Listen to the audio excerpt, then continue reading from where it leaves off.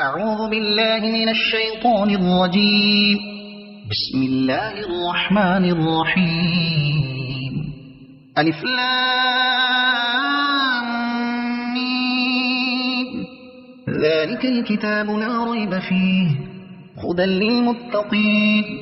الذين يؤمنون بالغيب ويقيمون الصلاة ومما رزقناهم ينفقون والذين يؤمنون بما أنزل إليك وما أنزل من قبلك وبالآخرة هم يوقنون أولئك على هدى من ربهم وأولئك هم المفلحون. إن الذين كفروا سواء عليهم أأنذرتهم أم لم تنذرهم لا يؤمنون. ختم الله على قلوبهم وعلى سمعهم وعلى أبصارهم غشاوة ولهم عذاب عظيم. ومن الناس من يقول آمنا بالله وباليوم الآخر وما هم بمؤمنين يخادعون الله والذين آمنوا وما يخدعون إلا أنفسهم وما يشعرون. في قلوبهم مرض فزادهم الله مرضا ولهم عذاب أليم بما كانوا يكذبون. وإذا قيل لهم لا تفسدوا في الأرض قالوا إنما نحن مصلحون ألا إنهم هم المفسدون ولكن لا يشعرون. وإذا قيل لهم آمنوا كما آمن الناس قالوا أنؤمن كما آمن السفهاء ألا إنهم هم السفهاء ولكن لا يعلمون. وإذا لقوا الذين آمنوا قالوا آمنا وإذا خلوا إلى شياطينهم قالوا إنا معكم إنما نحن مستهزئون. الله يستهزئ بهم ويمدهم في طغيانهم يعمهون. أولئك الذين اشتروا الضلالة بالهدى فما ربحت تجارتهم وما كانوا مهتدين. مثلهم كمثل الذي استوقد نارا فلما أضاءت ما حوله ذهب الله بنورهم وتركهم في ظلمات لا يبصرون. صم بكم عمي فهم لا يرجعون. أو كصيب من السماء فيه ظلمات ورعد وبرق يجعلون أصابعهم في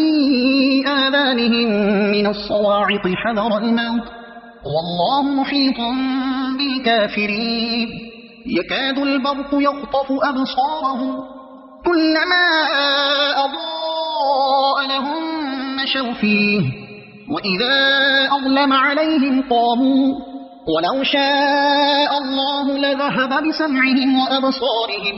إن الله على كل شيء قدير. يا أيها الناس اعبدوا ربكم الذي خلقكم والذين من قبلكم لعلكم تتقون. الذي جعل لكم الأرض فراشا والسماء بناء وأنزل من السماء ماء فأخرج به من الثمرات رزقا لكم فلا تجعلوا لله أندادا وأنتم تعلمون. وإن كنتم في ريب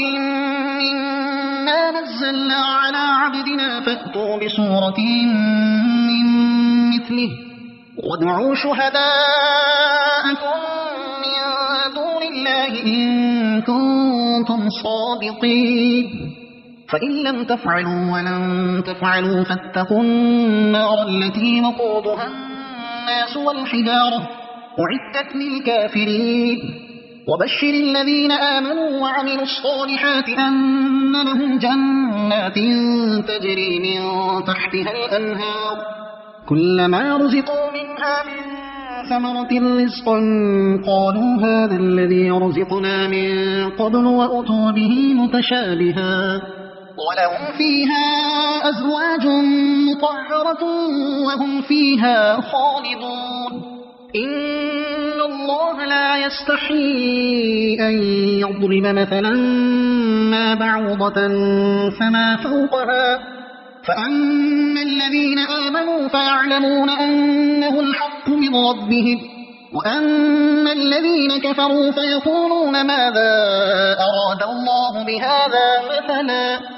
يضل به كثيرا ويهدي به كثيرا وما يضل به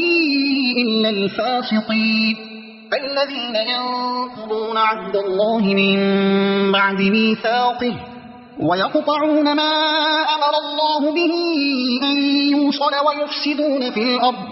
أولئك هم الخاسرون كيف تكفرون بالله وكنتم أمواتا فأحياكم ثم يميتكم ثم يحييكم ثم إليه ترجعون هو الذي خلق لكم ما في الأرض جميعا ثم استوى إلى السماء فسواهن 7 سماوات وهو بكل شيء عليم وإذ قال ربك للملائكة إني جاعل في الأرض خليفة قالوا أتجعل فيها من يفسد فيها ويسفك الدماء ونحن نسبح بحمدك ونقدس لك قال إني أعلم ما لا تعلمون وعلم آدم الأسماء كلها ثم عرضهم على الملائكة فقال أنبئوني بأسماء هؤلاء إن كنتم صادقين قالوا سبحانك لا علم لنا إلا ما علمتنا إنك أنت العليم الحكيم قال يا آدم أنبئهم بأسمائهم فلما أنبأهم بأسمائهم قال ألم أقل لكم إني أعلم غيب السماوات والأرض وأعلم ما تبدون وما كنتم تكتمون وإذ قلنا للملائكة اسجدوا لآدم فسجدوا إلا إبليس أبى واستكبر وكان من الكافرين وقلنا يا آدم اسكن أنت وزوجك الجنة وكلا منها رغدا حيث شئتما ولا تقربا هذه الشجرة فتكونا من الظالمين فأزلهما الشيطان عنها فأخرجهما مما كانا فيه وقلنا اهبطوا بعضكم لبعض عدو ولكم في الأرض مستقر ومتاع إلى حين فتلقى آدم من ربه كلمات فتاب عليه إنه هو التواب الرحيم قلنا اهبطوا منها جميعا فإما يأتينكم مني هدى فمن تبع هداي فلا خوف عليهم ولا هم يحزنون والذين كفروا وكذبوا بآياتنا أولئك أصحاب النار هم فيها خالدون يا بني إسرائيل اذكروا نعمتي التي أنعمت عليكم وأوفوا بعهدي أوف بعهدكم وإياي فارهبون وآمنوا بما أنزلت مصدقا لما معكم ولا تكونوا أول كافر به ولا تشتروا بآياتي ثمنا قليلا وإياي فاتقون ولا تلبسوا الحق بالباطل وتكتموا الحق وأنتم تعلمون وأقيموا الصلاة وآتوا الزكاة واركعوا مع الراكعين أتأمرون الناس بالبر وتنسون أنفسكم وأنتم تتلون الكتاب أفلا تعقلون واستعينوا بالصبر والصلاة وإنها لكبيرة إلا على الخاشعين الذين يظنون أنهم ملاقو ربهم وأنهم إليه راجعون يا بني إسرائيل اذكروا نعمتي التي أنعمت عليكم وأني فضلتكم على العالمين واتقوا يوما لا تجزي نفس عن نفس شيئا ولا يقبل منها شفاعة ولا يؤخذ منها عدل ولا هم ينصرون وإذ نجيناكم من آل فرعون يسومونكم سوء العذاب يذبحون أبناءكم ويستحيون نساءكم وفي ذلكم بلاء من ربكم عظيم وإذ فرقنا بكم البحر فأنجيناكم وأغرقنا آل فرعون وأنتم تنظرون وإذ واعدنا موسى 40 ليلة ثم اتخذتم العجل من بعده وأنتم ظالمون ثم عفونا عنكم من بعد ذلك لعلكم تشكرون وإذ آتينا موسى الكتاب والفرقان لعلكم تهتدون وإذ قال موسى لقومه يا قوم إنكم ظلمتم أنفسكم باتخاذكم العجل فتوبوا إلى بارئكم فاقتلوا أنفسكم ذلكم خير لكم عند بارئكم فتاب عليكم إنه هو التواب الرحيم وإذ قلتم يا موسى لن نؤمن لك حتى نرى الله جهرة فأخذتكم الصاعقة وأنتم تنظرون ثم بعثناكم من بعد موتكم لعلكم تشكرون وظللنا عليكم الغمام وأنزلنا عليكم المن والسلوى كلوا من طيبات ما رزقناكم وما ظلمونا ولكن كانوا أنفسهم يظلمون وإذ قلنا ادخلوا هذه القرية فكلوا منها حيث شئتم رغدا وادخلوا الباب سجدا وقولوا حطة نغفر لكم خطاياكم وسنزيد المحسنين فبدل الذين ظلموا قولا غير الذي قيل لهم فأنزلنا على الذين ظلموا رجزا من السماء بما كانوا يفسقون وإذ استسقى موسى لقومه فقلنا اضرب بعصاك الحجر فانفجرت منه 12 عينا قد علم كل أناس مشربهم كلوا واشربوا من رزق الله ولا تعثوا في الأرض مفسدين وإذ قلتم يا موسى لن نصبر على طعام واحد فادع لنا ربك يخرج لنا مما تنبت الأرض من بقلها وقثائها وفومها وعدسها وبصلها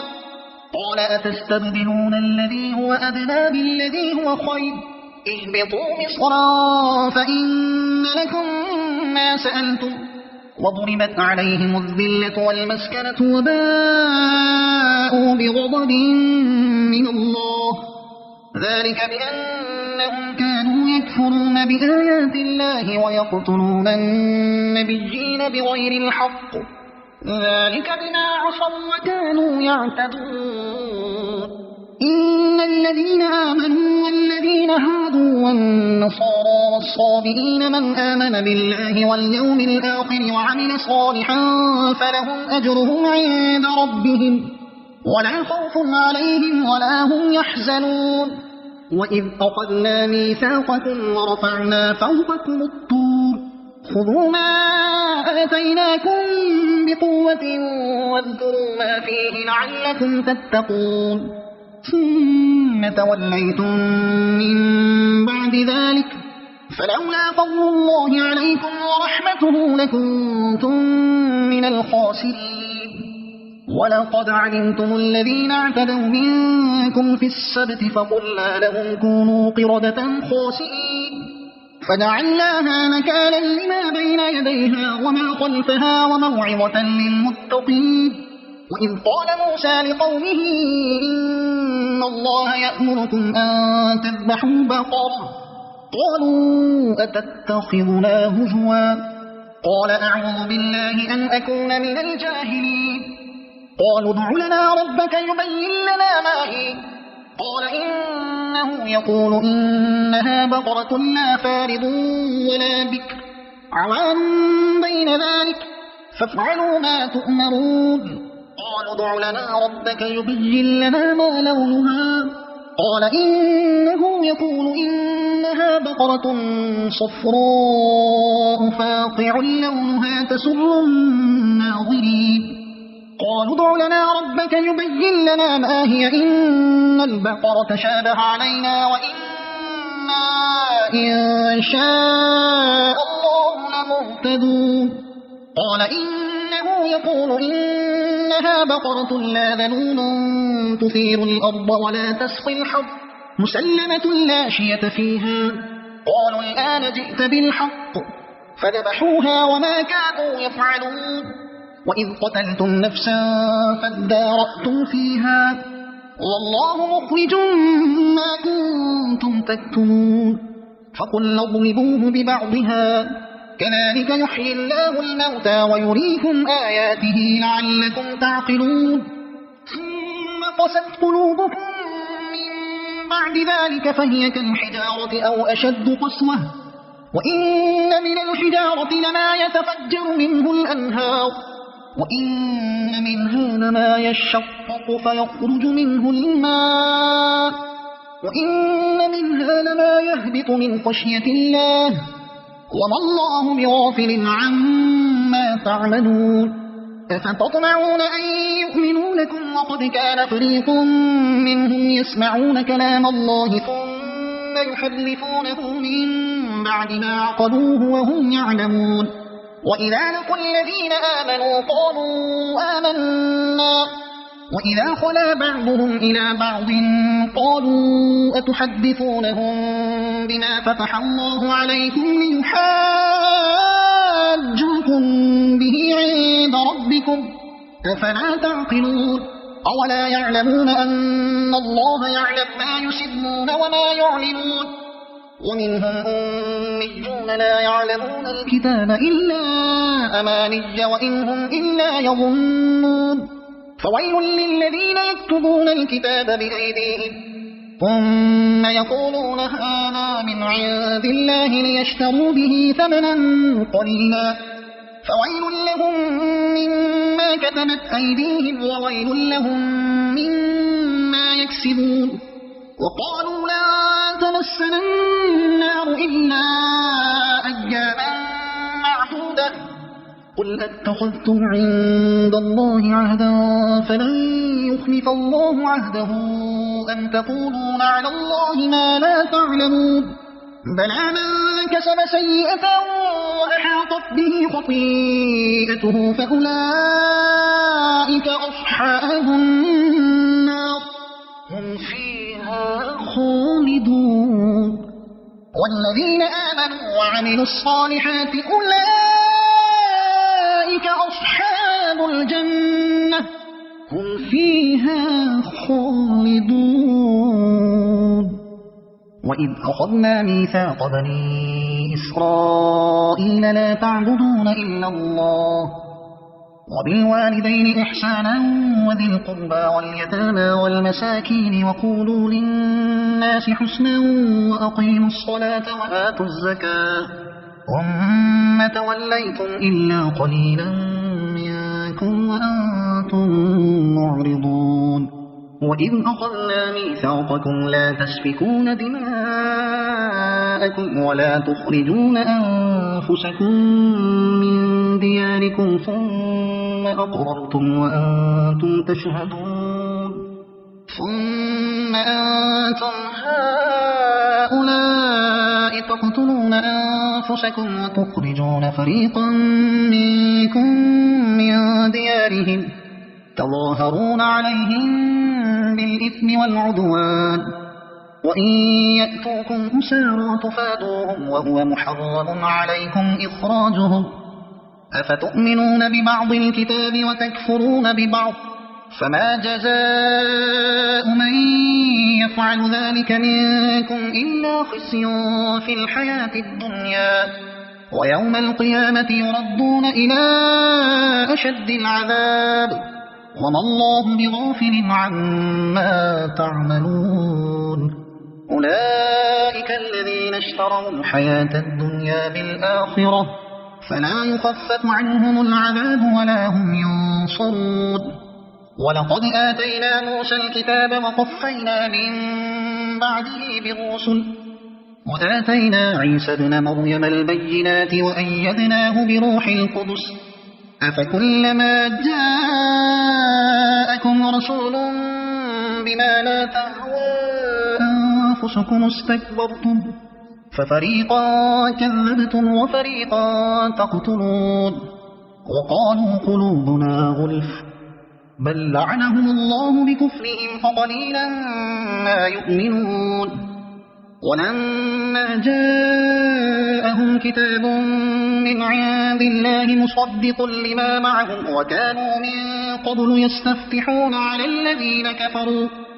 فلما جاءهم ما عرفوا كفروا به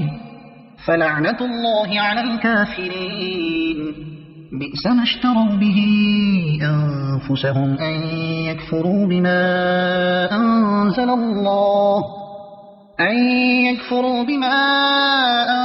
الله بغيا أن ينزل الله من فضله على من يشاء من عباده فباءوا بغضب على غضب وللكافرين عذاب مهين وإذا قيل لهم آمنوا بما أنزل الله قالوا نؤمن بما أنزل علينا ويكفرون بما وراءه وهو الحق مصدقا لما معهم قل فلم تقتلون أنبياء الله من قبل إن كنتم مؤمنين ولقد جاءكم موسى بالبينات ثم اتخذتم العجل من بعده وأنتم ظالمون وإذ أخذنا ميثاقكم ورفعنا فوقكم الطور خذوا ما آتيناكم بقوة واسمعوا قالوا سمعنا وعصينا وأشربوا في قلوبهم العجل بكفرهم قل بئس ما يأمركم به إيمانكم إن كنتم مؤمنين قل إن كانت لكم الدار الآخرة عند الله خالصة من دون الناس فتمنوا الموت إن كنتم صادقين ولن يتمنوه أبدا بما قدمت أيديهم والله عليم بالظالمين ولتجدنهم أحرص الناس على حياة ومن الذين أشركوا يود أحدهم لو يعمر 1000 سنة وما هو بمزحزحه من العذاب أن يعمر والله بصير بما يعملون قل من كان عدوا لجبريل فإنه نزله على قلبك بإذن الله مصدقا لما بين يديه وهدى وبشرى للمؤمنين من كان عدوا لله وملائكته ورسله وجبريل وميكال فإن الله عدو للكافرين ولقد أنزلنا إليك آيات بينات وما يكفر بها إلا الفاسقون أو كلما عاهدوا عهدا نبذه فريق منهم بل أكثرهم لا يؤمنون ولما جاءهم رسول من عند الله مصدق لما معهم نبذ فريق من الذين أوتوا الكتاب كتاب الله وراء ظهورهم كأنهم لا يعلمون واتبعوا ما تتلو الشياطين على ملك سليمان وما كفر سليمان ولكن الشياطين كفروا يعلمون الناس السحر وما أنزل على الملكين ببابل هاروت وماروت وما يعلمان من أحد حتى يقولا إنما نحن فتنة فلا تكفر فيتعلمون منهما ما يفرقون به بين المرء وزوجه وما هم بضارين به من أحد إلا بإذن الله ويتعلمون ما يضرهم ولا ينفعهم ولقد علموا لمن اشتراه ما له في الآخرة من خلاق ولبئس ما شروا به أنفسهم لو كانوا يعلمون ولو أنهم آمنوا واتقوا لمثوبة من عند الله خير لو كانوا يعلمون يا أيها الذين آمنوا لا تقولوا راعنا وقولوا انظرنا واسمعوا وللكافرين عذاب أليم ما يود الذين كفروا من أهل الكتاب ولا المشركين أن ينزل عليكم من خير من ربكم والله يختص برحمته من يشاء والله ذو الفضل العظيم ما ننسخ من آية أو ننسها نأت بخير منها أو مثلها ألم تعلم أن الله على كل شيء قدير ألم تعلم أن الله له ملك السماوات والأرض وما لكم من دون الله من ولي ولا نصير أم تريدون أن تسألوا رسولكم كما سئل موسى من قبل ومن يتبدل الكفر بالإيمان فقد ضل سواء السبيل ود كثير من أهل الكتاب لو يردونكم من بعد إيمانكم كفارا حسدا من عند أنفسهم من بعد ما تبين لهم الحق فاعفوا واصفحوا حتى يأتي الله بأمره إن الله على كل شيء قدير وأقيموا الصلاة وآتوا الزكاة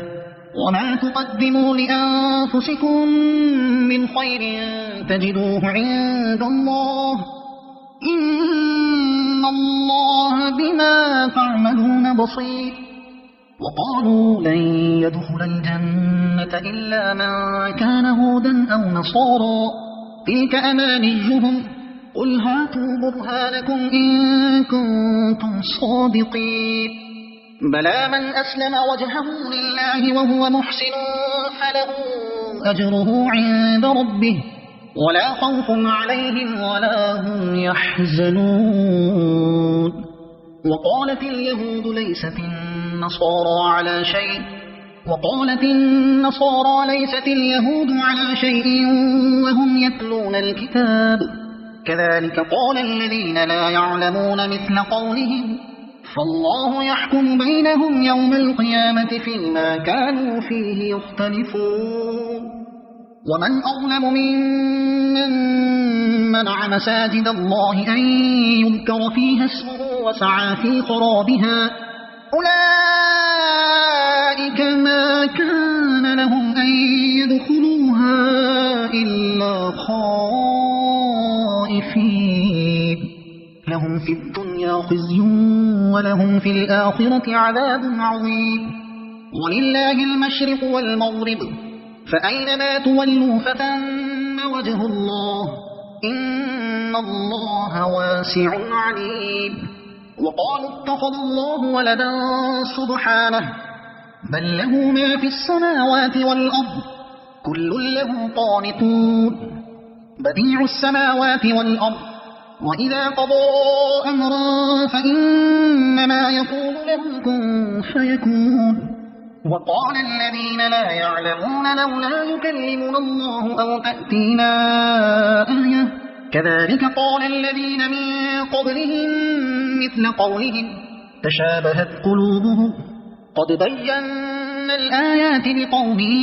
يوقنون إنا أرسلناك بالحق بشيرا ونذيرا ولا تسأل عن أصحاب الجحيم ولن ترضى عنك اليهود ولا النصارى حتى تتبع ملتهم قل إن هدى الله هو الهدى ولئن اتبعت أهواءهم بعد الذي جاءك من العلم ما لك من الله من ولي ولا نصير الذين آتيناهم الكتاب يتلونه حق تلاوته أولئك يؤمنون به ومن يكفر به فأولئك هم الخاسرون يا بني إسرائيل اذكروا نعمتي التي أنعمت عليكم وأني فضلتكم على العالمين واتقوا يوما لا تجزي نفس عن نفس شيئا ولا يقبل منها عدل ولا تنفعها شفاعة ولا هم ينصرون وإذ ابتلى إبراهيم ربه بكلمات فأتمهن قال إني جاعلك للناس إماما قال ومن ذريتي قال لا ينال عهد الظالمين وإذ جعلنا البيت مثابة للناس وأمنا واتخذوا من مقام إبراهيم مصلى وعهدنا إلى إبراهيم وإسماعيل أن طهرا بيتي للطائفين والعاكفين والركع السجود وإذ قال إبراهيم رب اجعل هذا بلدا آمنا وارزق أهله من الثمرات من آمن منهم بالله واليوم الآخر قال ومن كفر فأمتعه قليلا ثم أضطره إلى عذاب النار وبئس المصير وإذ يرفع إبراهيم القواعد من البيت وإسماعيل ربنا تقبل منا إنك أنت السميع العليم ربنا وجعلنا مسلمين لك ومن ذريتنا أمة مسلمة لك وأرنا مناسكنا وتب علينا إنك أنت التواب الرحيم ربنا وابعث فيهم رسولا منهم يتلو عليهم آياتك ويعلمهم الكتاب والحكمة ويزكيهم إنك أنت العزيز الحكيم ومن يرغب عن ملة إبراهيم إلا من سفه نفسه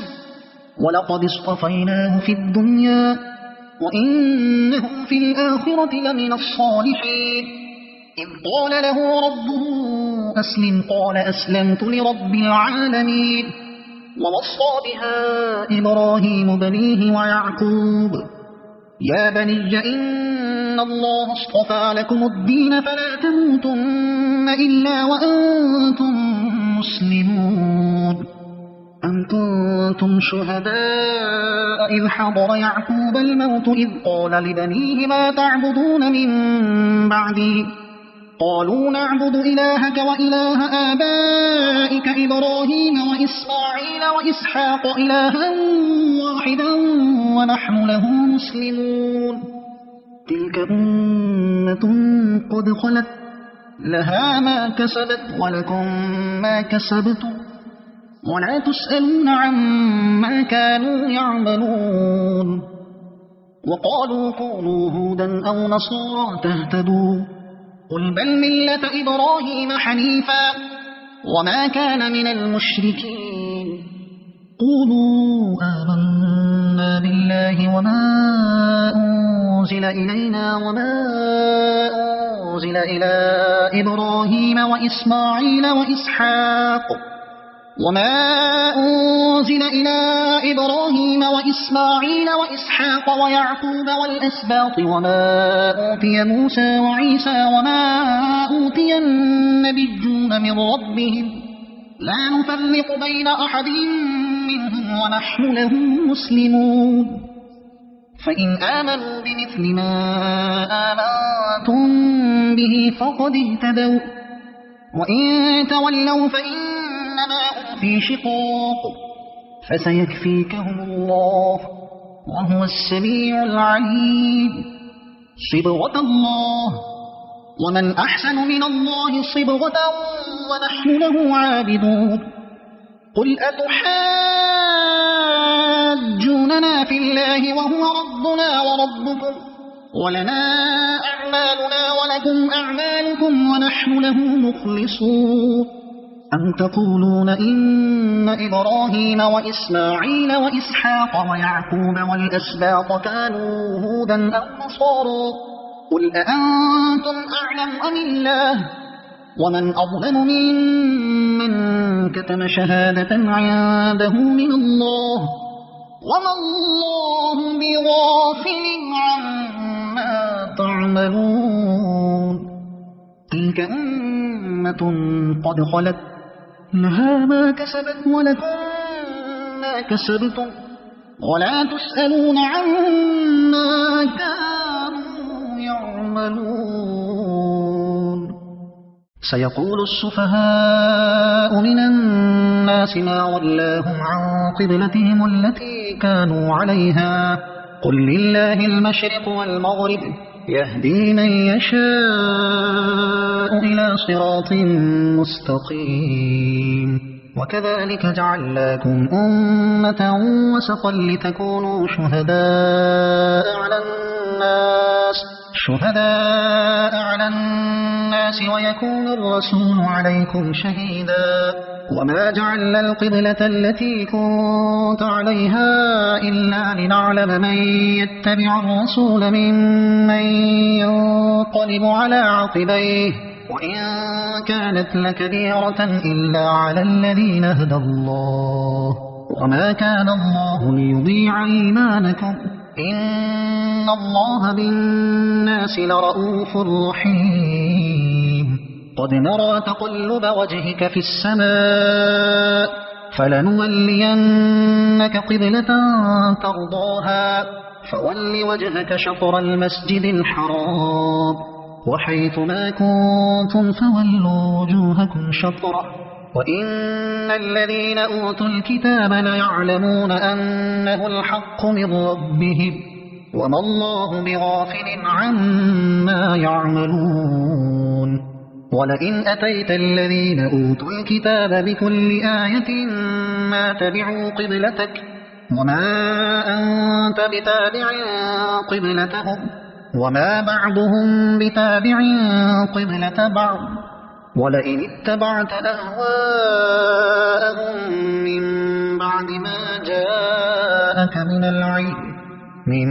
بعد ما جاءك من العلم إنك إذا لمن الظالمين الذين آتيناهم الكتاب يعرفونه كما يعرفون أبناءهم وإن فريقا منهم ليكتمون الحق وهم يعلمون الحق من ربك فلا تكونن من الممترين ولكل وجهة هو موليها فاستبقوا الخيرات أينما تكونوا يأت بكم الله جميعا إن الله على كل شيء قدير ومن حيث خرجت فول وجهك شطر المسجد الحرام وإنه للحق من ربك وما الله بغافل عما تعملون ومن حيث خرجت فول وجهك شطر المسجد الحرام وحيث ما كنتم فولوا وجوهكم شطره لئلا يكون للناس عليكم حجة إلا الذين ظلموا منهم فلا تخشوهم واخشوني ولأتم نعمتي عليكم ولعلكم تهتدون كما أرسلنا فيكم رسولا منكم يتلو عليكم آياتنا ويزكيكم ويعلمكم الكتاب والحكمة ويعلمكم ما لم تكونوا تعلمون فاذكروني أذكركم واشكروا لي ولا تكفرون يا أيها الذين آمنوا استعينوا بالصبر والصلاة إن الله مع الصابرين ولا تقولوا لمن يقتل في سبيل الله أموات بل أحياء ولكن لا تشعرون ولنبلونكم بشيء من الخوف والجوع ونقص من الأموال والأنفس والثمرات وبشر الصابرين الذين إذا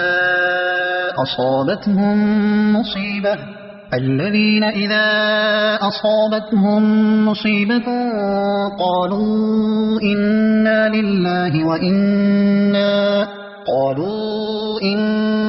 لله وإنا إليه راجعون أولئك عليهم صلوات من ربهم ورحمة وأولئك هم المهتدون إن الصفا والمروة من شعائر الله فمن حج البيت أو اعتمر فلا جناح عليه أن يطوف بهما ومن تطوع خيرا فإن الله شاكر عليم إن الذين يكتمون ما أنزلنا من البينات والهدى من بعد ما بيناه للناس في الكتاب أولئك يلعنهم الله ويلعنهم اللاعنون إلا الذين تابوا وأصلحوا وبينوا فأولئك أتوب عليهم وأنا التواب الرحيم إن الذين كفروا وماتوا وهم كفار أولئك عليهم لعنة الله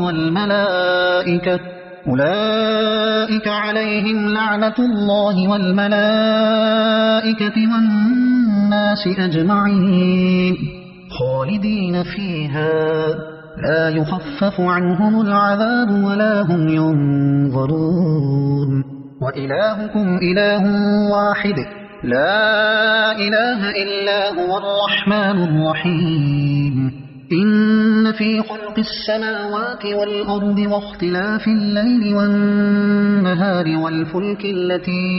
والفلك التي تجري في البحر بما ينفع الناس وما أنزل الله من السماء من ماء فأحيا به الأرض بعد موتها وبث فيها من كل دابة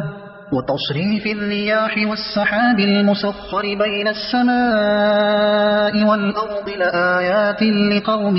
يعقلون ومن الناس من يتخذ من دون الله أندادا يحبونهم كحب الله والذين آمنوا أشد حبا لله ولو يرى الذين ظلموا إذ يرون العذاب أن القوة لله جميعا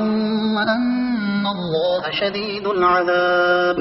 إذ تبرأ الذين اتبعوا من الذين اتبعوا ورأوا العذاب وتقطعت بهم الأسباب وقال الذين اتبعوا لو أن لنا كرة فنتبرأ منهم كما تبرؤوا منا كذلك يريهم الله أعمالهم حسرات عليهم وما هم بخارجين من النار يا أيها الناس كلوا مما في الأرض حلالا طيبا ولا تتبعوا خطوات الشيطان إنه لكم عدو مبين إنما يأمركم بالسوء والفحشاء وأن تقولوا على الله ما لا تعلمون وإذا قيل لهم اتبعوا ما أنزل الله قالوا بل نتبع ما ألفينا عليه آباءنا أولو كان آباؤهم لا يعقلون شيئا ولا يهتدون ومثل الذين كفروا كمثل الذي ينعق بما لا يسمع إلا دعاء ونداء صم بكم عمي فهم لا يعقلون يا أيها الذين آمنوا كلوا من طيبات ما رزقناكم واشكروا لله إن كنتم إياه تعبدون إنما حرم عليكم الميتة والدم ولحم الخنزير وما أهل به لغير الله فمن اضطر غير باغ ولا عاد فلا إثم عليه إن الله غفور رحيم إن الذين يكتمون ما أنزل الله من الكتاب ويشترون به ثمنا قليلا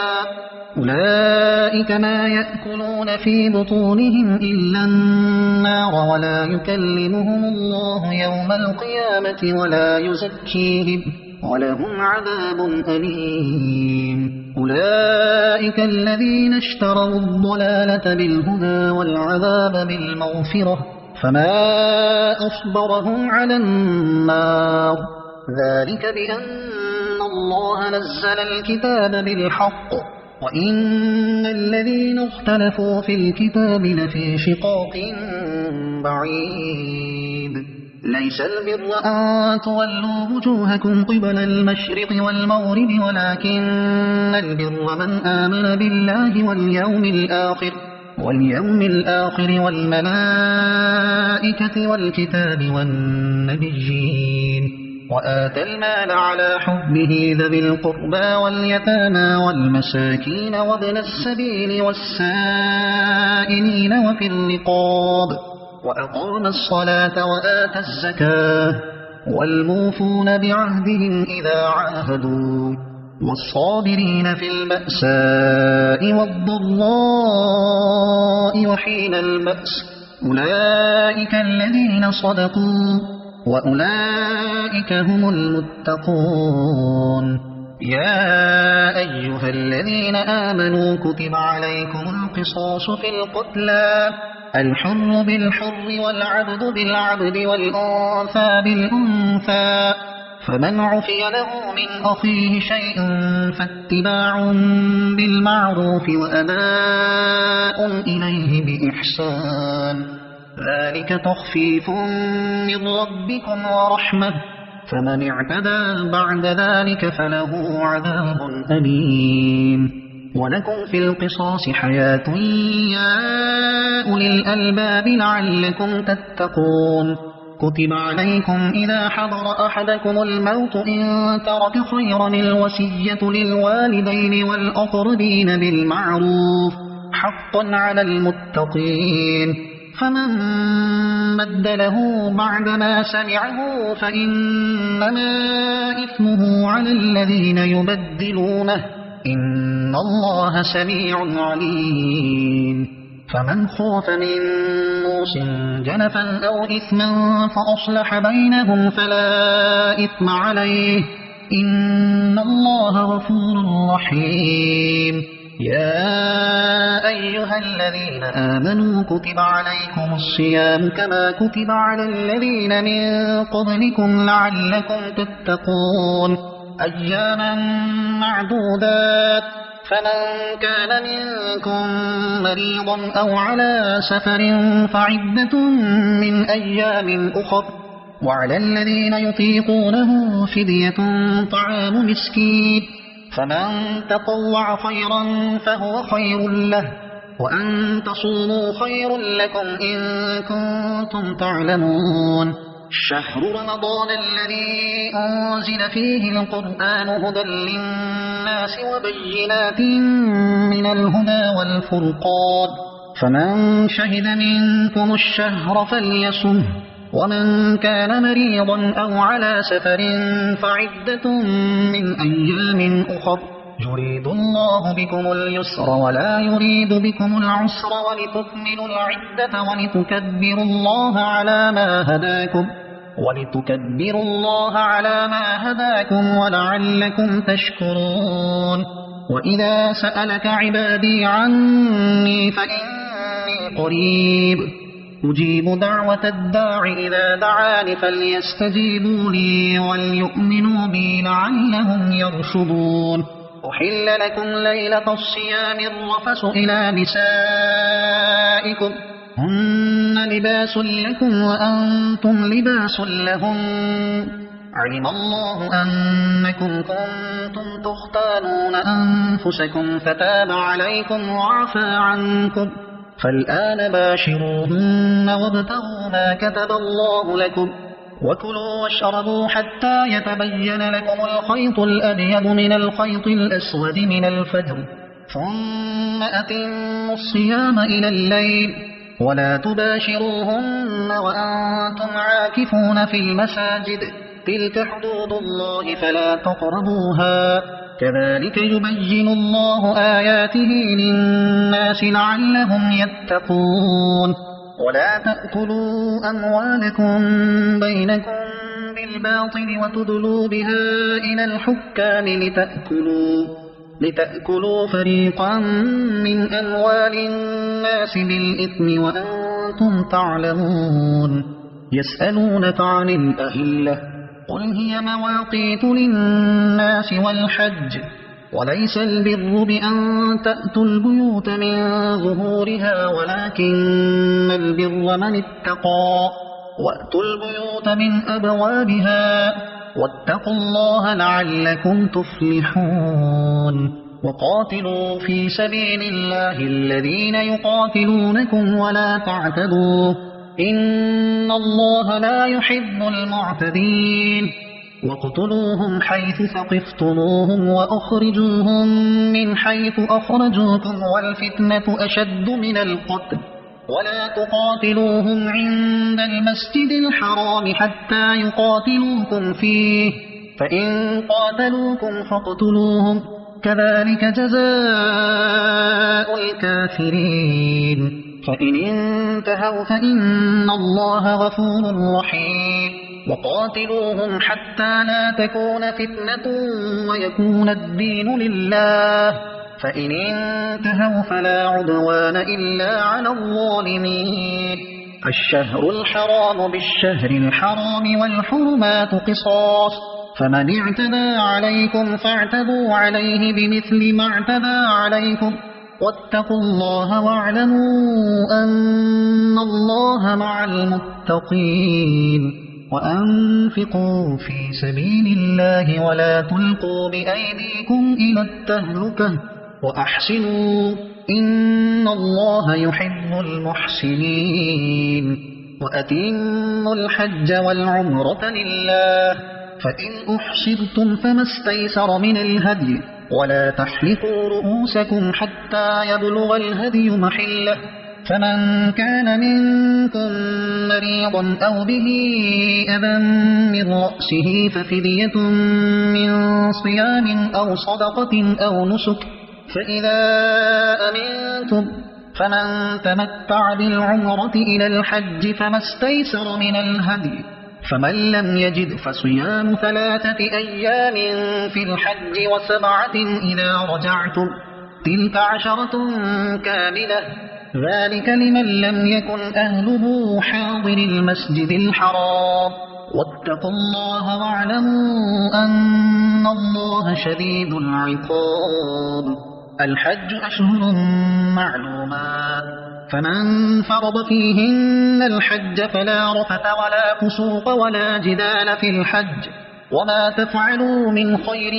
يعلمه الله وتزودوا فإن خير الزاد التقوى واتقون يا أولي الألباب ليس عليكم جناح أن تبتغوا فضلا من ربكم فإذا أفضتم من عرفات فاذكروا الله عند المشعر الحرام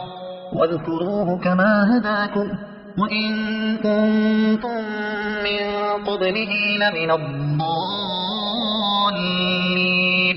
ثم أفيضوا من حيث أفاض الناس واستغفروا الله إن الله غفور رحيم فإذا قضيتم مناسككم فاذكروا الله كذكركم آباءكم أو أشد ذكرا فمن الناس من يقول ربنا آتنا في الدنيا وما له في الآخرة من خلاق ومنهم من يقول ربنا آتنا في الدنيا حسنة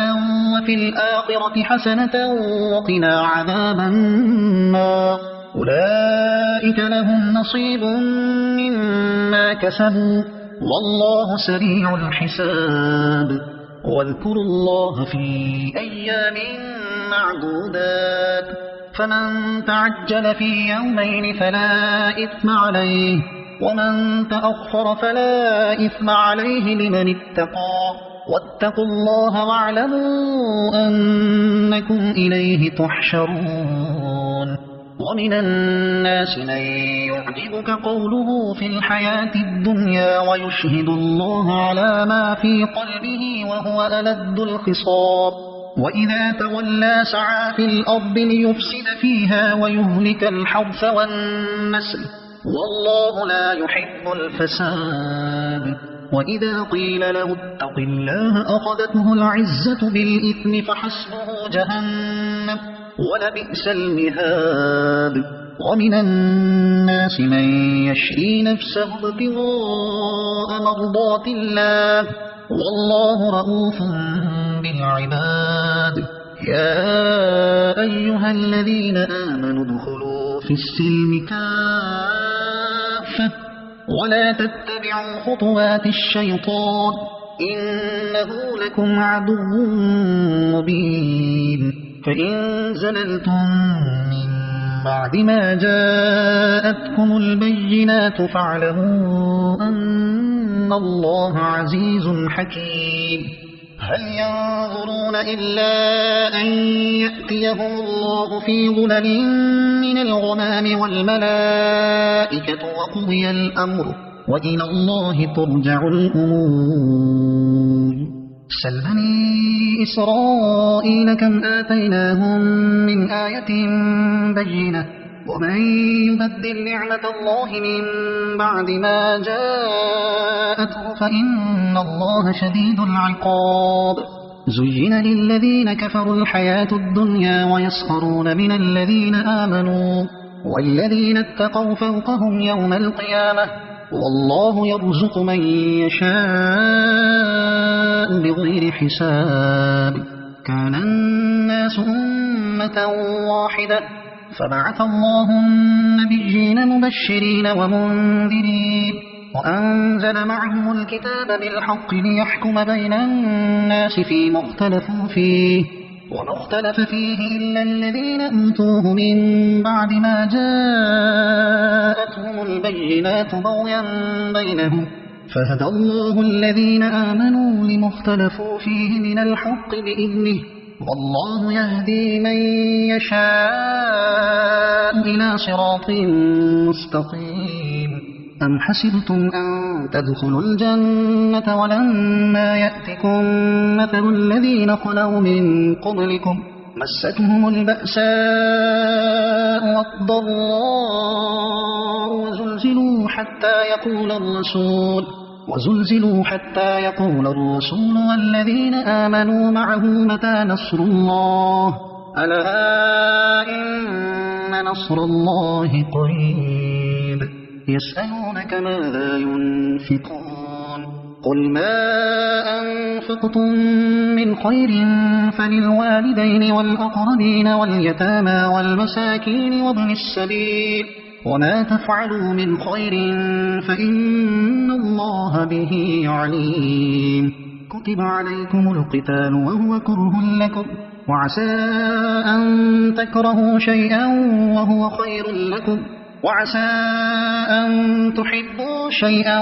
وهو شر لكم، والله يعلم وأنتم لا تعلمون. يسألونك عن الشهر الحرام قتال فيه، قل قتال فيه كبير، وصد عن سبيل الله وكفر به والمسجد الحرام وإخراج أهله منه أكبر عند الله، والفتنة أكبر من القتل، ولا يزالون يقاتلونكم حتى يردوكم عن دينكم إن استطاعوا، ومن يرتد منكم عن دينه فيمت وهو كافر فأولئك حبطت أعمالهم في الدنيا والآخرة وأولئك أصحاب النار هم فيها خالدون. إن الذين آمنوا والذين هاجروا وجاهدوا في سبيل الله أولئك يرجون رحمة الله والله غفور رحيم. يسألونك عن الخمر والميسر قل فيهما إثم كبير ومنافع للناس وإثمهما أكبر من نفعهما، ويسألونك ماذا ينفقون قل العفو كذلك يبين الله لكم الآيات لعلكم تتفكرون في الدنيا والآخرة. ويسألونك عن اليتامى قل إصلاح لهم خير، وإن تخالطوهم فإخوانكم والله يعلم المفسد من المصلح، ولو شاء الله لأعنتكم إن الله عزيز حكيم. ولا تنكحوا المشركات حتى يؤمنوا، ولأمة مؤمنة خير من مشركة ولو أعجبتكم، ولا تنكحوا المشركين حتى يؤمنوا، ولعبد مؤمن خير من مشرك ولو أعجبكم، أولئك يدعون إلى النار والله يدعو إلى الجنة والمغفرة بإذنه ويبين آياته للناس لعلهم يتذكرون. ويسألونك عن المحيض قل هو أذى فاعتزلوا النساء في المحيض ولا تقربوهن حتى يطهرن، فإذا تطهرن فأتوهن من حيث أمركم الله إن الله يحب التوابين ويحب المتطهرين. نساؤكم حرث لكم فأتوا حرثكم أنى شئتم وقدموا لأنفسكم واتقوا الله واعلموا أنكم ملاقوه وبشر المؤمنين. ولا تجعلوا الله عرضة لأيمانكم أن تبروا وتتقوا وتصلحوا بين الناس والله سميع عليم. لا يؤاخذكم الله باللغو في أيمانكم ولكن يؤاخذكم بما كسبت قلوبكم والله غفور حليم. للذين يؤلون من نسائهم تربص 4 أشهر فإن فاءوا فإن الله غفور رحيم. وإن عزموا الطلاق فإن الله سميع عليم. والمطلقات يتربصن بأنفسهن 3 قروء ولا يحل لهن أن يكتمن ما خلق الله في أرحامهن إن كن يؤمن بالله واليوم الآخر وبعولتهن أحق بردهن في ذلك إن أرادوا إصلاحا ولهن مثل الذي عليهن بالمعروف وللرجال عليهن درجة والله عزيز حكيم. الطلاق 2 فإمساك بمعروف أو تسريح بإحسان ولا يحل لكم أن تأخذوا مما آتيتموهن شيئا إلا أن يخافا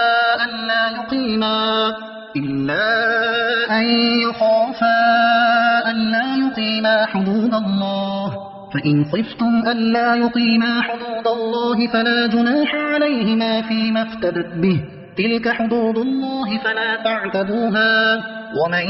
يتعد حدود الله فأولئك هم الظالمون. فإن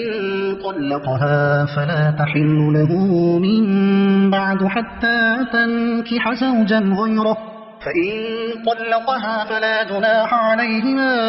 أن يتراجعا إن ظنا أن يقيما حدود الله، وتلك حدود الله يبينها لقوم يعلمون. وإذا طلقتم النساء فبلغن أجلهن فأمسكوهن بمعروف أو سرحوهن بمعروف، ولا تمسكوهن ضرارا لتعتدوا، ومن يفعل ذلك فقد ظلم نفسه. ولا تتخذوا آيات الله هزوا، واذكروا نعمة الله عليكم وما أنزل عليكم من الكتاب والحكمة يعظكم به، واتقوا الله واعلموا أن الله بكل شيء عليم. وإذا طلقتم النساء فبلغن أجلهن فلا تعضلوهن أن ينكحن أزواجهن إذا تراضوا بينهم بالمعروف، ذلك يوعظ به من كان منكم يؤمن بالله واليوم الآخر، ذلكم أزكى لكم وأطهر، والله يعلم وأنتم لا تعلمون. والوالدات يرضعن أولادهن حولين كاملين لمن أراد أن يتم الرضاعة، وعلى المولود له رزقهن وكسوتهن بالمعروف، لا تكلف نفس إلا وسعها، لا تضار والدة بولدها ولا مولود له بولده، وعلى الوارث مثل ذلك، فإن أرادا فصالا عن تراض منهما وتشاور فلا جناح عليهما. وإن أردتم أن تسترضعوا أولادكم فلا جناح عليكم إذا سلمتم ما آتيتم بالمعروف، واتقوا الله واعلموا أن الله بما تعملون بصير. والذين يتوفون منكم ويذرون أزواجا يتربصن بأنفسهن 4 أشهر وعشرا، فإذا بلغن أجلهن فلا جناح عليكم فيما فعلن في أنفسهن بالمعروف، والله بما تعملون خبير. ولا جناح عليكم فيما عرضتم به من خطبة النساء أو أكننتم في أنفسكم، علم الله أنكم ستذكرونهن ولكن لا تواعدوهن سرا إلا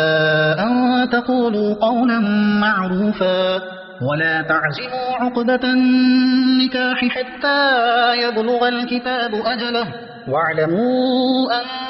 الله يعلم ما في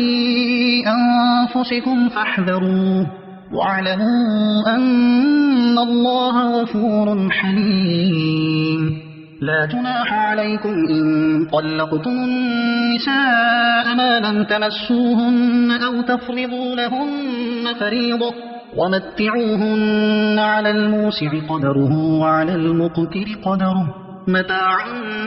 بالمعروف حقا على المحسنين. وإن طلقتموهن من قبل أن تمسوهن وقد فرضتم لهن فريضة فنصف ما فرضتم إلا أن يعفون أو يعفو الذي بيده عقدة النكاح، وأن تعفوا أقرب للتقوى، ولا تنسوا الفضل بينكم إن الله بما تعملون بصير حافظوا على الصلوات والصلاة الوسطى وقوموا لله قانتين فإن خفتم فرجالا أو ركبانا فإذا أمنتم فاذكروا الله كما علمكم ما لم تكونوا تعلمون والذين يتوفون منكم ويذرون أزواجا وصية لأزواجهم متاعا إلى الحول غير إخراج فإن خرجن فلا جناح عليكم فيما فعل في أنفسهن من معروف والله عزيز حكيم وللمطلقات متاع بالمعروف حقا على المتقين كذلك يبين الله لكم آياته لعلكم تعقلون ألم تر إلى الذين خرجوا من ديارهم وهم ألوف حذر الموت فقال لهم الله موتوا ثم أحياهم إن الله لذو فضل على الناس ولكن أكثر الناس لا يشكرون وقاتلوا في سبيل الله واعلموا أن الله سميع عليم من ذا الذي يقرض الله قرضا حسنا فيضاعفه له أضعافا كثيرة والله يقبض ويبسط وإليه ترجعون ألم تر إلى الملأ من بني إسرائيل من بعد موسى إذ قالوا لنبي له ابعث لنا ملكا نقاتل في سبيل الله قال هل عسيتم إن كتب عليكم القتال ألا تقاتلوا قالوا وما لنا ألا نقاتل في سبيل الله وقد أخرجنا من ديارنا وأبنائنا فلما كتب عليهم القتال تولوا إلا قليلا منهم والله عليم بالظالمين وقال لهم نبيهم إن الله قد بعث لكم طالوت ملكا قالوا أنى يكون له الملك علينا ونحن أحق بالملك منه ولم يؤت سعة من المال قال إن الله اصطفاه عليكم وزاده بسطة في العلم والجسم والله يؤتي ملكه من يشاء والله واسع عليم وقال لهم نبيهم إن آية ملكه أن يأتيكم التابوت فيه سكينة من ربكم وبقية مما ترك آل موسى وآل هارون تحمله الملائكة إن في ذلك لآية لكم إن كنتم مؤمنين فلما فصل طالوت بالجنود قال إن الله مبتليكم بنهر فمن شرب منه فليس مني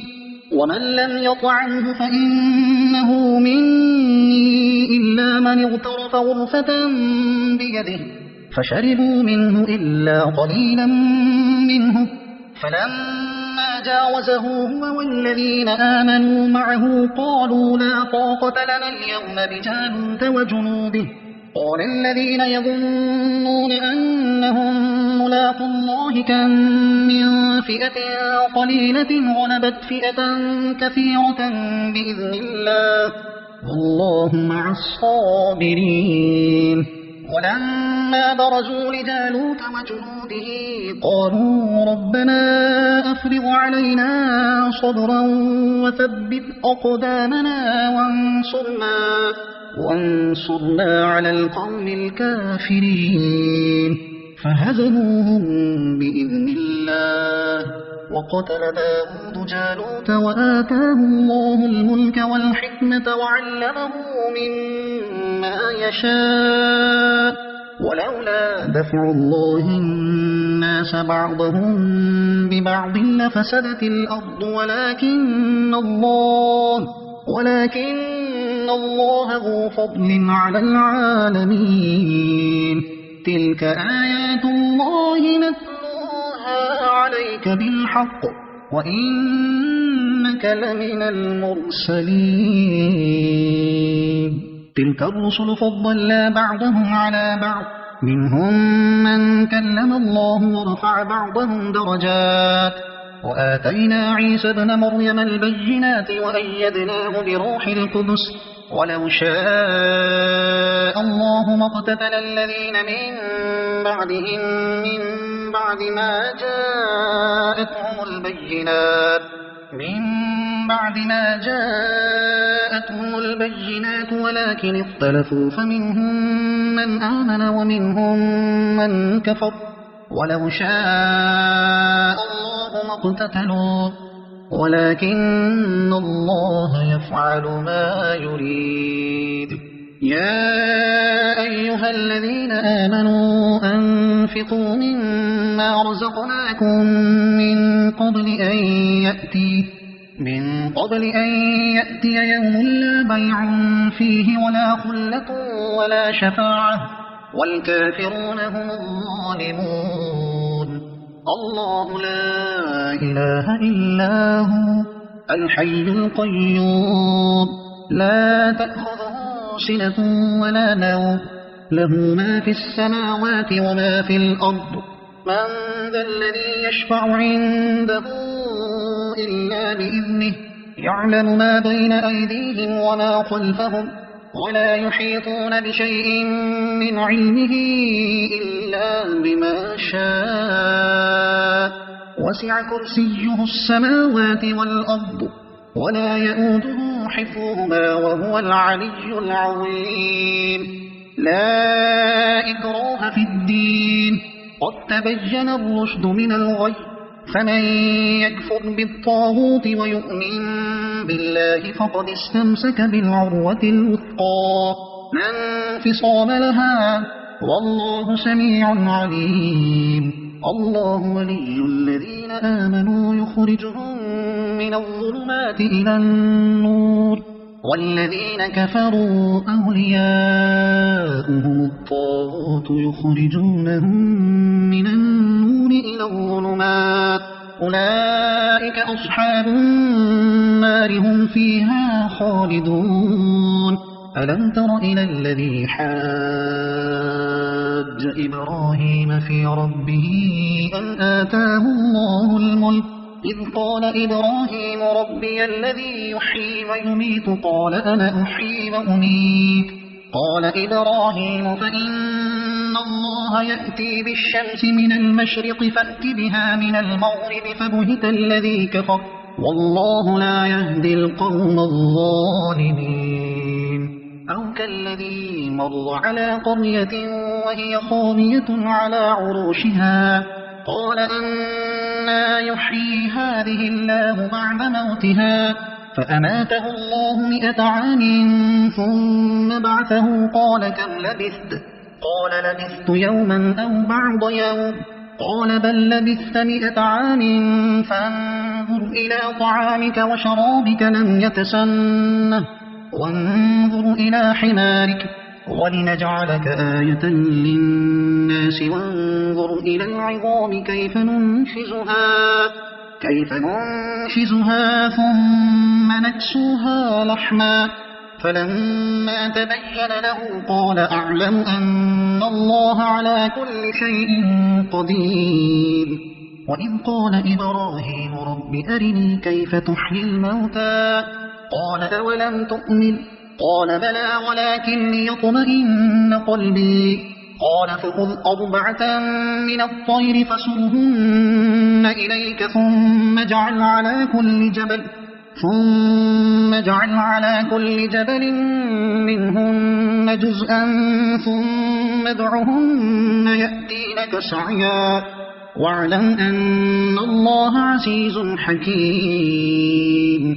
مثل الذين ينفقون أموالهم في سبيل الله كمثل حبة أنبتت 7 سنابل في كل سنبلة 100 حبة والله يضاعف لمن يشاء والله واسع عليم. الذين ينفقون أموالهم في سبيل الله ثم لا يتبعون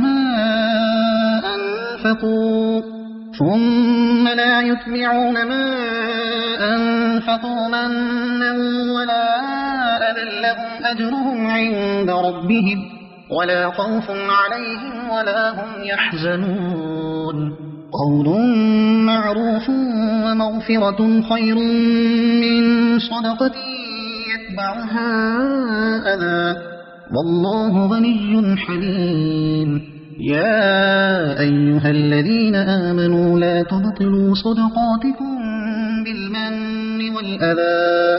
بالمن والأذى كالذي ينفق ماله رئاء الناس ولا يؤمن بالله واليوم الآخر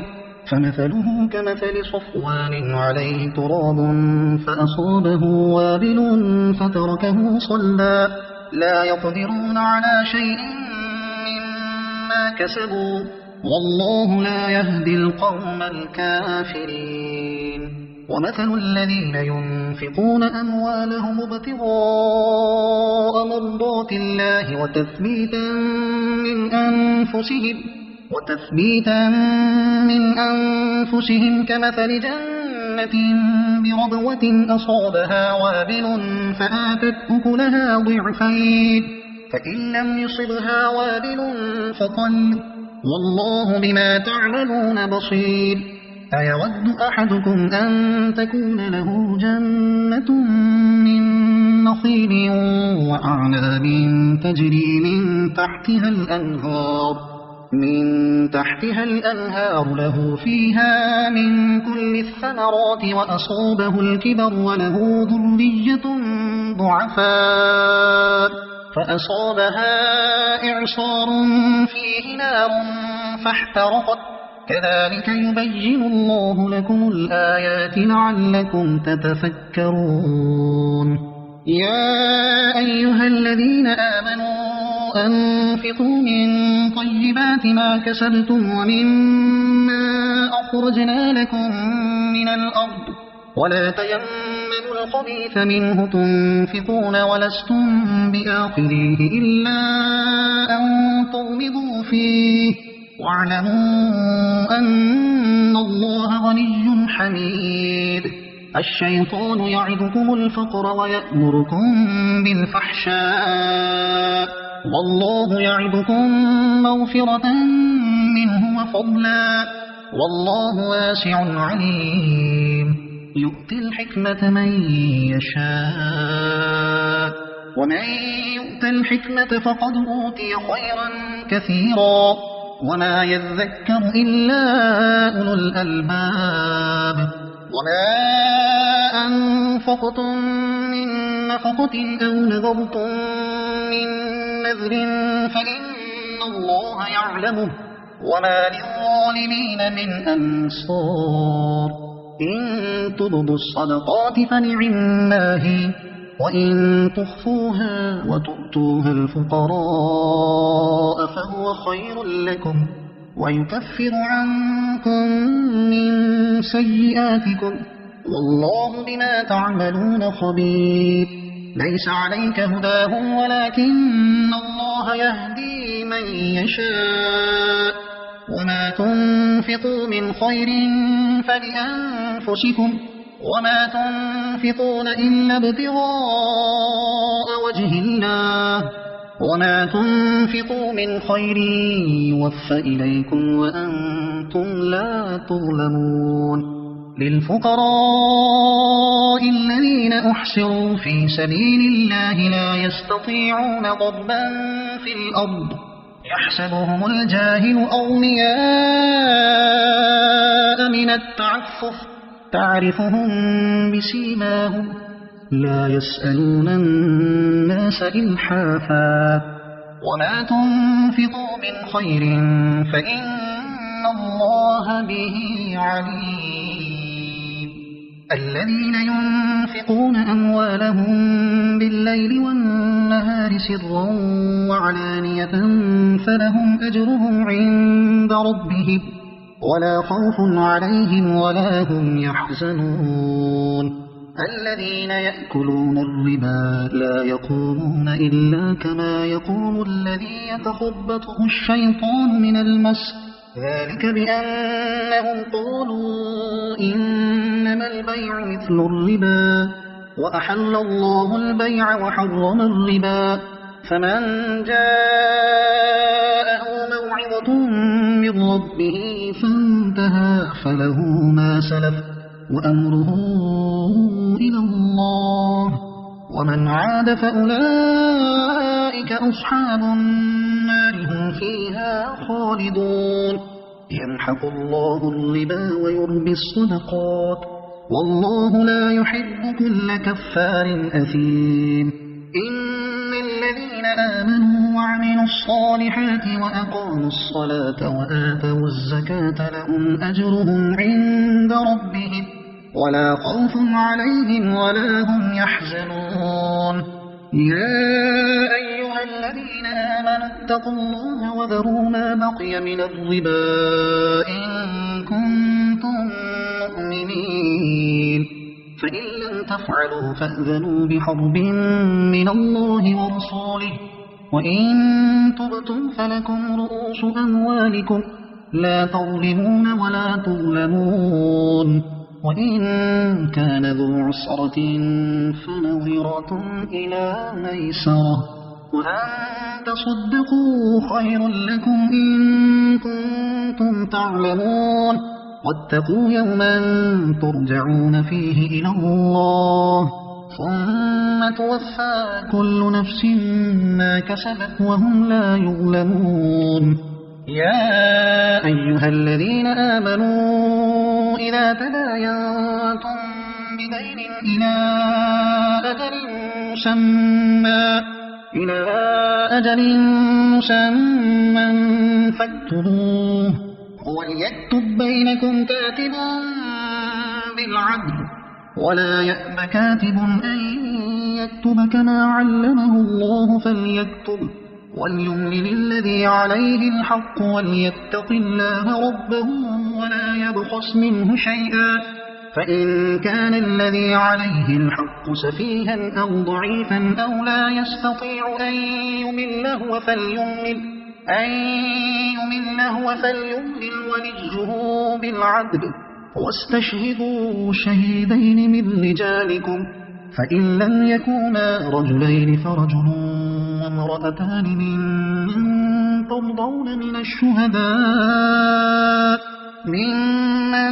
ترضون من الشهداء أن تضل إحداهما فتذكر إحداهما الأخرى ولا يأبى الشهداء إذا ما دعوا ولا تسأموا أن تكتبوه صغيرا أو كبيرا إلى أجله ذلكم أقسط عند الله وأقوم للشهادة وأدنى أن لا ترتابوا إلا أن تكون تجارة حاضرة تديرونها بينكم فليس عليكم جناح ألا تكتبوها وأشهدوا إذا تبايعتم ولا يضار كاتب ولا شهيد وإن تفعلوا فإنه فسوق بكم واتقوا الله ويعلمكم الله والله بكل شيء عليم وإن كنتم على سفر ولم تجدوا كاتبا فرهان مقبوضة فإن أمن بعضكم بعضا فليؤدي الذي اؤتمن أمانته وليتق الله ربه ولا تكتموا الشهادة ومن يكتمها فإنه آثم قلبه والله بما تعملون عليم لله ما في السماوات وما في الأرض وإن تبدوا ما في أنفسكم أو تخفوه يحاسبكم به الله فيغفر لمن يشاء ويعذب من يشاء والله على كل شيء قدير. آمن الرسول بما أنزل إليه من ربه والمؤمنون كل آمن بالله وملائكته وكتبه ورسله لا نفرق بين أحد من رسله وقالوا سمعنا وأطعنا غفرانك ربنا وإليك المصير. لا يكلف الله نفسا إلا وسعها لها ما كسبت وعليها ما اكتسبت ربنا لا تؤاخذنا إن نسينا أو أخطأنا ربنا ولا تحمل علينا إصرا كما حملته على الذين من قبلنا ربنا ولا تحملنا ما لا طاقة لنا به واعف عنا واغفر لنا وارحمنا أنت مولانا فانصرنا على القوم الكافرين. صدق الله العظيم.